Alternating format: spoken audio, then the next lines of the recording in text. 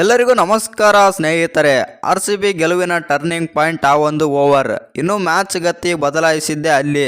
ಹೌದು ಸ್ನೇಹಿತರೆ, ಆ ಓವರ್ ಯಾವುದು ಎಂಬುದು ಸಂಪೂರ್ಣ ಮಾಹಿತಿಯನ್ನು ತಿಳ್ಕೊಂಬರೋಣ ಬನ್ನಿ ಸ್ನೇಹಿತರೆ. ಅದಕ್ಕಿಂತ ಮುಂಚೆ ನೀವೇನಾದರೂ RCB ಅಪ್ಪಟ ಅಭಿಮಾನಿಯಾಗಿದ್ದಲ್ಲಿ ಈ ವಿಡಿಯೋಗೆ ತಪ್ಪದೆ ಒಂದು ಲೈಕ್ ಕೊಟ್ಟು ನಮ್ಮ ಚಾನಲನ್ನು ಸಬ್ಸ್ಕ್ರೈಬ್ ಮಾಡಿಕೊಳ್ಳಿ.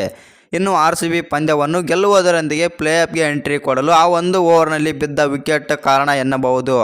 ಹೌದು ಸ್ನೇಹಿತರೆ, ಅದೇ ಪಂದ್ಯಕ್ಕೆ ಟರ್ನಿಂಗ್ ಪಾಯಿಂಟ್ ಕೂಡ ಆಯಿತು. ಇನ್ನು ಗ್ಲೆನ್ ಮ್ಯಾಕ್ಸ್ವೆಲ್ ಅವರು ಎಸೆದ 13ನೇ ಓವರ್ನಲ್ಲಿ ಶಿವಮ್ ದುಬೆ ಅವರ ಸತತ 2 ಕ್ಯಾಚ್ ಕೈ ಚೆಲ್ಲಿದ್ದಾಗ ಅಭಿಮಾನಿಗಳು ನಿರಾಶೆಗೊಂಡಿದ್ದರು. ಆದರೆ ಅದೇ ಓವರ್ನ ಕೊನೆ ಎಸೆತದಲ್ಲಿ ದುಬೆ ಮತ್ತು ರಚಿನ್ ರವೀಂದ್ರ ಅವರು ಮಿಸ್ ಕಮ್ಯುನಿಕೇಷನ್ ಮೂಲಕ ರಚಿನ್ ರವೀಂದ್ರ ಅವರು ರನ್ಔಟ್ ಆದರು.